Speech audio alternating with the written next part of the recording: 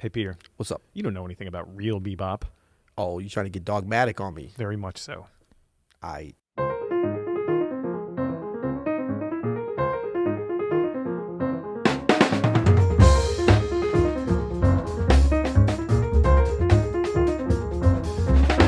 I'm Adam Maness. And I'm Peter Martin.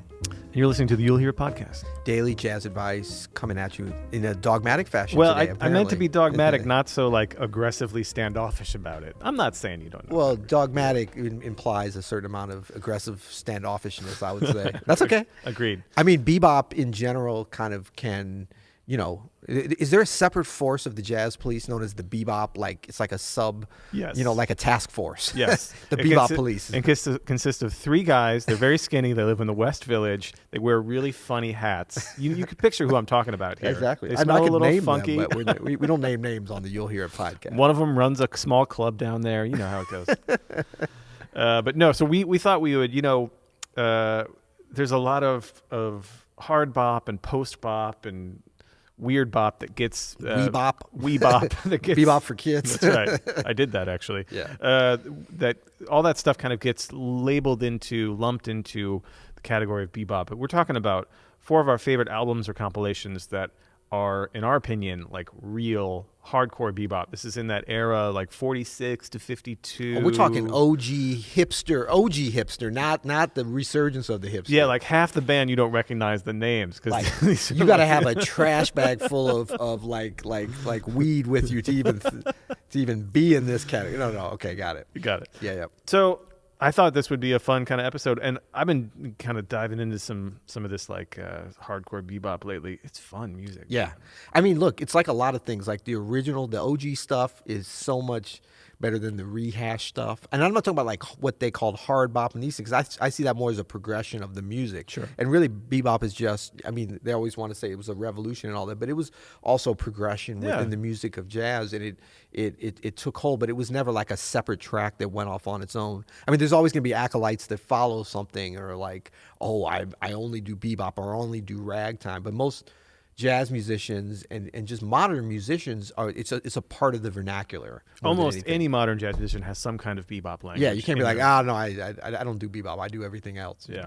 Well, we'll get started here with the very best of it, the king of bebop in most people's opinion, and mine too, and that's Charlie Parker. Ooh, really going on a limb on that one. Really going. I mean, the thing with this about our four favorite bebop albums and compilations is really everything Charlie Parker recorded was almost by definition bebop. Even the strings record, the way he plays on that record. Man, I think that's some of his best playing. That's some bebop lines. I know. You know? I mean, did he have? I'm trying to think. Did he have any bad recording? I mean, not even bad, just lesser. Not much. I mean, I was thinking about him the other day. You know how people kind of compare bebop, true bebop, to like Baroque music or Bach or something, and I kind of see that. But more than anything with Charlie Parker, he has dozens and hundreds of recorded solos, and just like Bach, they're all great. Yeah, you know what I mean? Like, there's no slouching there. It's all human and perfect. And was it a thing where he had them destroy the tape when it wasn't, or he wouldn't let them release it? Maybe he was exacting, because everyone has an off day, and I just haven't heard it. I'm not saying it doesn't exist, but I hadn't heard it. I haven't heard it either, man. If any of our loyal listeners has heard some sad-ass Charlie Parker, please let us know, just out of interest. You know what? I heard something when he was young on tenor, and it was a little sad. I mean, really? It wasn't as good as what happened later, but he was super young. This was like pre-4 having a cymbal thrown at his neck, for playing. But he was playing tenor, and it wasn't like, where did I hear this? Just recently, but it wasn't like fully formed bird. But then after that, man, everything is like so golden. It wasn't fully formed bird. It was the little bird when the mother's still giving the worm. So, man, I don't know about you, but for me, it's all about the complete dial, the complete Savoy. Yeah. Those two compilations, and now you can even get compilations of those two compilations together. Yeah. That's all the real stuff. That's the real deal. That's the grit.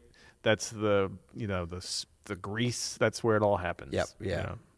Yeah, and I mean, whenever saxophone players, especially, or anyone is like, how do I get the bebop sound? I'm like, you don't even have to make it complicated. I mean, we can give you a list of many different artists from different eras that you can get that bebop vernacular. But go and learn, no matter what instrument you play. Seriously. Go through any of the dial, the Savoy, any of those recordings. That's what I'm saying. That's why it's so safe to recommend. I mean, we can talk about specific recordings, but there was not weak playing, and you get a variety on there over all those tunes. And many of the tunes that they came up with, I mean, there's the Donna Lee and those tunes, but that are based upon chord changes of famous pop tunes from the time, or Tin Pan Alley, or a whatever. lot of rhythm changes, a lot of blues. The great thing about this from a transcribing perspective too, if you want to get more bebop language, go to the dial, go to the Savoy, transcribe Charlie Parker. Most of the solos are one chorus, some are even half a chorus. Right. You know what I mean? Like, they take short solos back then because they were limited on the cylinders were smaller, right? They couldn't record very long. Right. But that's to your advantage as a transcriber, and also you get a great sense of how to solo in a short time, which is its own skill. We talk about architecture of a solo over 2, 3, 4, 5, 6 choruses or whatever, 5 minutes. Try doing something in 25 seconds. That's right. It's saying something. Yeah. Yeah, and those, I remember learning a lot of those solos, and I was, now's the time. There's several different versions, and people are always like, well, which version? You said you learned this? I did any of them. Doesn't matter. Any of them, Like we said, they're all good. That's the one I always think of, but I mean, all of them are good. Don't learn that one. If I have to hear that one more time. Yeah, exactly. That used to be good until it was co-opted. But all right, great. So can we move on? We can move on. Okay. So, I mean, it's hard because we could stop at Charlie Parker. We could go with through OG. But we were thinking about just different things. So I want to go with Felonious Monk. Well, we agree on this. Yeah. This has all been vetted. Felonious Monk, specifically Genius of Modern Music, Volume 1 and 2. And now, were these Blue Note recordings? I should have vetted that part because I was looking at the. I always think of them as Blue Note recordings. I guess they're not Blue Note recordings. No, they're Blue Note LP. Oh, they are Blue Notes. I'm looking at the Wikipedia here. Okay, Blue Note LP 5002. Oh, okay, that's the number I was trying to think of. Yeah, I know. I knew you were thinking of that. No, but both these records. First of all, I was reminded of the great. I always thought the original covers were the ones. The yellow was like the Volume 1, and the red was the Volume 2. But that was actually reissues. When I saw several years ago in Japan some original LPs, the original artwork is so great, and I never saw that on the reissues. The one with his eyes? The ones that are, yeah, exactly. That's Volume 1, and Volume 2 looks kind of different. It's a real sort of 50s, early 50s, late 40s sort of design.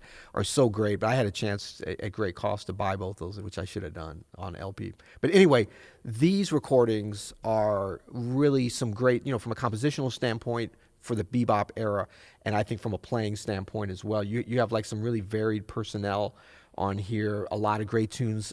Some of the I think this was like the first recorded straight note chaser in B flat. Yeah. 4-in-1, which is like kind of such a great sort of bebop Monk tune that's not played a lot because it's super hard. Ruby My Dear and Epistrophe. I mean, these are all from 1947, so these are very early versions of this. Very early versions. And then some of the lesser known ones, Skippy. I love Skippy, man. Skippy's great. Monk's Mood, which is great. Ask Me Now. So you're really getting the origins, and like hearing the way that they played them at this time, as opposed to later recordings, you really get the understanding of like Felonious Monk's, deep-rooted tradition within the bebop sound. Like there's a little bit more Bud Powell in his playing. It's definitely Monk, but you hear that influence, you hear that connection, I should say, even more so. Yeah, it's funny. Almost all of these were released in the 50s at some point, but they were all recorded in the 40s. Mm-hmm. This was recorded mostly, it says, in 1947, but released in 1951. Okay. Most of these are compilations, too. It's really hard to get, I think, to like the original singles. I don't know if they're even available on like CD or streaming anymore, but these compilations are great. So we'll move on to number 3, and that's another compilation. Even though you might not think it is, it definitely is. It's Dizzy Gillespie's Groovin' High. And obviously Dizzy Gillespie, a father of bebop, he and Charlie Parker really helped shape this music. But this is a compilation of 3 different bands, basically him and Charlie Parker, and then a sextet with Dexter Gordon and a combo with Sonny Stitt, and then a big band at the end. So there's a lot going on here. There's a lot of musicians, on this record.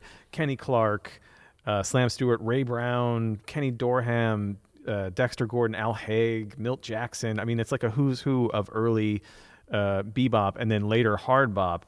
John Lewis, you know what I mean? Like all these folks, Sonny Stitt, all these folks who would go on to do their own thing. This was also recorded in, it looks like 1945 through 1947. Nice. And released in 1955. Nice. All right, for number 4, we're going to go with live at Jazz at Massey Hall, with the quintet. And this is one that I heard kind of early on, and I didn't know what it was, but I love the sound of this. This was recorded actually in 1953 in Toronto at a wonderful hall, Massey Hall, which is still happening. I've got a chance to play there a couple of times. Super cool place. And this is a little bit later, more mature recording so it was Dizzy Gillespie, Charlie Parker, Bud Powell, Charles Mingus, and Max Roach. And it was a live recording and extended, with extended playing and everything, which you often didn't hear on those early recordings. And I didn't realize this, but the extensive research department here at the You'll Hear It podcast alerted me to that, that Charles Mingus overdubbed and re-recorded some of his bass lines on this because you couldn't hear them on the original live recording because it wasn't like it was like a portable recorder or something. Actually, I couldn't find any evidence of that, but I remember hearing the story, and I'm pretty sure it's true. That's crazy. That Mingus recorded it on stage with like an early portable, some kind of recorder, and then he went back through with Max Roach in New York and like added back the lines because you couldn't really hear them well enough, kind of like overlaid them or something, And then, this was issued originally. I didn't realize this because, by the time I'm hearing all this stuff, it was like the original Jazz Classics LP version. Sure, I remember I had that one. But it was originally released on, I guess Mingus owned the recording or something because it was on his first record label. That's great. Yeah, so great playing on that. I need to dive into this one seriously. Yeah. I don't think I've ever spent too much time with this because it doesn't sound very familiar, so I'm going to go. No, it's kind of overlooked now. There was a time when, I remember when it not came out for the first time, but was reissued on LP in the 80s or whatever. Yeah. And it was getting a lot of play. So that's awesome. A cool one.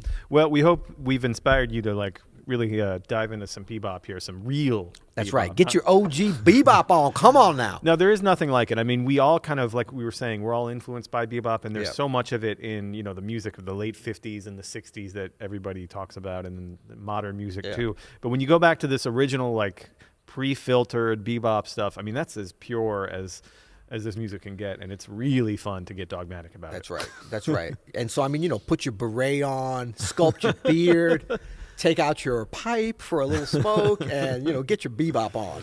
Dang right. Well, and if you have a suggestion for us for a future episode of the You'll Hear It podcast, you can go to you'llhearit.com. You can leave us a voicemail. You can leave us a question. Also, you know what? We haven't talked about in a while. I don't know if we've got But before you do that, can I jump in? Sorry. Oh, yeah, go ahead. I just remembered something, but hold that thought. All right. I was just saying, remember how we had a request from someone that was like, I love your record recommendations, but could you list them again at the end? And we're all about the listeners. Yeah. So maybe we'll do that. The first one was Charlie Parker. Joe is dogmatic about this. Oh, Joe's? Okay. Well, we got you. We got double dogmatic on That's you. Right. Double D. Okay, Charlie Parker, complete dial sessions, complete Savoy sessions, right? Is that enough for them to find it? Definitely. Yeah, okay. And then next was Felonious Monk on Blue Note, The Genius of Modern Music, Volume 1 and Volume 2. Next, the third we talked about was Dizzy Gillespie's Groovin High, that compilation. What is that on? Do we know? What label? I don't Bootleg Records. Okay. That's on Savoy. Savoy, okay. Yep. And then Massey Hall, The Quintet. That's how I remembered it. It was like The Quintet live at Massey Hall. So there you go. Sorry to interrupt. No, that's great. I was just saying, leave us a voicemail, leave us a question at you'llhearit.com. Where would they do that? Oh, you'llhearit.com. You'llhearit.com. That's right. That's where all this happens. Oh, check this out. Oh, dude, someone bought you this shirt. We've been talking about it, yeah. One of our loyal listeners. He just, Peter just unveiled his chest, which is covered in a You'll Hear It t-shirt, which you can also get at you'llhearit.com. That's right, yeah. Now, we're going to do something we haven't done in a while, and that is talk about ratings and reviews. Now, we're going to do this because... we get those, my man. Okay. We're going to do this because these do actually help get our podcast in front of more people, and that's kind of the goal is to. It's just a big popularity contest. That's what's happening. Let's be honest. About it. So if you go to Google Podcast or Apple Podcast, you can leave us a rating, which we prefer 7 stars. Yeah. Now most platforms only allow for 5. Right. Due to a glitch in their systems. I think it's a bit wrong that they limit us, in our imagination. Don't hold a man down. Don't hold a man down. But here's a review from someone named Jones, and Jones says 11 stars. My absolute favorite podcast. Well, thank you very much, Jones. The rapport between Peter and Adam is wonderful, and the subjects are perfect. Reminds me of the kinds of conversations I used to have in school, late at night debating Dizzy's trumpet versus a regular trumpet, or ranking soprano players. It's so fun and fresh and truly inspirational. The passion and love of jazz come roaring through every episode. Keep it up, guys. Will do, Jones. Thanks very much, man. That's the kind of rating and review we like. 11 stars. Well, it's 4 too many, but we'll take it. No, Jones added 7. Oh. No, he added 6. That was bad. Damn. Right, I took jazz, not math. Math is hard. No. He added 6 stars to the original 5 that you could do. Is that what was happening? I like that. I guess so. I don't know. That's good. Jones, who's from Minneapolis. That's right. Unless his name is Jones Minneapolis from the United States. I think he's from Minneapolis. Jones Minneapolis would be a great name for a band. That's right. I'm Johnson, Wisconsin. Jones, Minneapolis. Cool. Well, that was good. Maybe tomorrow we'll talk about some of our other glowing reviews. Oh, there are more? There are more. We'll do that tomorrow, though. You'll hear it.